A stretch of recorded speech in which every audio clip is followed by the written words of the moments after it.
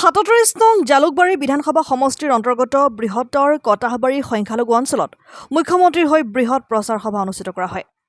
উক্ত সভাত উপস্থিত থাকে বিজেপি দলৰ প্ৰভাৰী মনেশ্বৰ কলিতাৰ লগতে স্থানীয় সমাজকৰ্মী আলহাজ জহুৰ আলী আৰু স্থানীয় যুৱ নেতা Saiful Islam Ahmed. News desk report, Assam times 24/5। বহুতে ভাবি আছে যে আমাক ইমান গালি গালাজ পাৰে, আমি কিয় ভোট দিম। কিন্তু আপোনালোকে লক্ষ্য কৰক যে যিবিলাক কাম বিজেপি চৰকাৰে কৰি যদি দিছে, আমাকো দিছে, তেওঁলোকেও লৈছে, মেৰিট বেচিছ দিছে।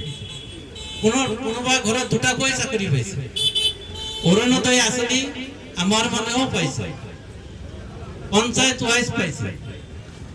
তাৰপিছত ইমানবোৰ আঁচনি আমাক নোহোৱাকৈ কেৱল তেওঁলোকে এই বিজেপিৰ মানুহ, তাৰমানে বিজেপিৰ মানুহ মানে হিন্দু মানুহখিনিক দিয়া মুখত কিবা কৈছে, কিন্তু কাম আমাৰ কৰিছে।